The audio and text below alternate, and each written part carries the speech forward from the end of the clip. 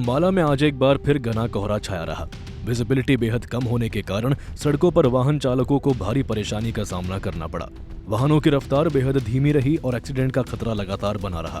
बीते कई दिनों से पड़ रहे कोहरे और पश्चिमी ठंड हवाओं के चलते तापमान में भारी गिरावट दर्ज की गई है। अंबाला में रात का तापमान 5 डिग्री और दिन का तापमान करीब 14 डिग्री सेल्सियस दर्ज किया गया, जिससे ठंड काफी बढ़ गई है और आम जनजीवन प्रभावित हुआ है।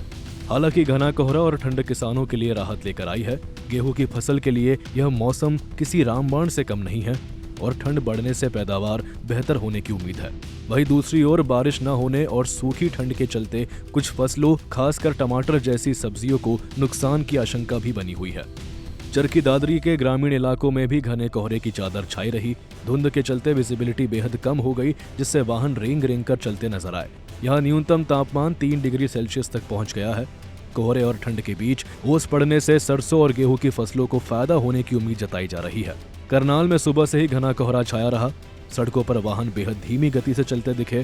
ठंड और कोहरे के चलते लोगों का जनजीवन अस्त व्यस्त हो गया है। करनाल में तापमान करीब 8 डिग्री सेल्सियस दर्ज किया गया, जबकि एयर क्वालिटी इंडेक्स 252 रहा, जो बेहद खराब श्रेणी में है। आज विजिबिलिटी ज्यादा है, बहुत कोहरा बहुत ज्यादा है। जो वाहन है वो भी रेंग रेंग के चल रहे हैं। बहुत ज्यादा ठंड बढ़ती जा रही है। मतलब लोगों को ध्यान से जागरूक होकर चलना पड़ेगा।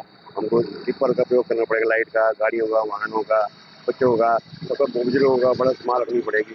ठंड बहुत ज्यादा पड़ रही है। बहुत ज्यादा कोहरा है जी, बहुत ज्यादा कोहरा है, तो बहुत ज्यादा।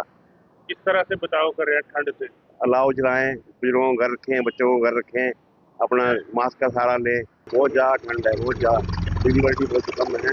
वाहनों को टिप्पर का प्रयोग करना चाहिए और सावधानी बरतनी चाहिए। स्थानीय लोगों का कहना है कि कोहरे और ठंड के कारण सबसे ज्यादा परेशानी वाहन चालकों को हो रही है और ऐसे मौसम में बेहद सतर्क रहने की जरूरत है। और आज बहुत ठंड है, तेज से, और बहुत ठंड है और कोहरा बहुत तेज है। गाड़ियों वालों को बहुत दिक्कत हो रही है, बहुत परेशानी हो रही है। धुंध बहुत तेज है, बहुत ठंड है। वाहन चालकों को बड़ी दिक्कत हो रही है। धुंध बहुत ज्यादा तेज है और आराम से चल रहे हैं, धीरे धीरे चलो। कोहरे के चलते करनाल में हादसे भी सामने आए। नेशनल हाईवे पर बलहड़ी बाईपास के पास घने कोहरे के कारण 3 ट्रक आपस में टकरा गए। एक ट्रक में गाजर लदी हुई थी, जो टक्कर के बाद सड़क पर बिखर गई। हादसे की सूचना मिलते ही पुलिस मौके पर पहुंची और हाइड्रा क्रेन की मदद से ट्रकों को सड़क से हटाकर ट्रैफिक को सुचारू कराया गया।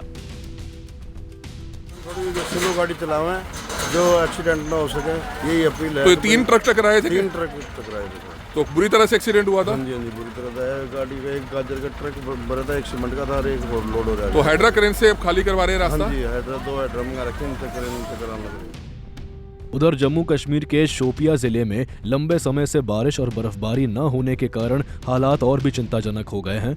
यहाँ का प्रमुख पानी का स्रोत रामबियारा लगभग सूख चुका है। पहली बार लोग नदी को इस हालत में देख रहे हैं, जहाँ कल तक पत्थर साफ नजर आ रहे थे।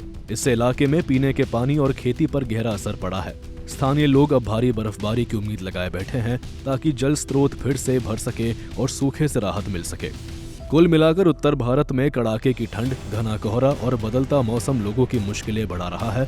जहां हरियाणा में कोहरा और ठंड यातायात और जनजीवन को प्रभावित कर रहे हैं, वहीं कश्मीर में सूखे ने चिंता बढ़ा दी है। मौसम की यह मार फिलहाल आम लोगों को और किसानों दोनों के लिए चुनौती बनी हुई है। ब्यूरो रिपोर्ट, सूर्य समाचार।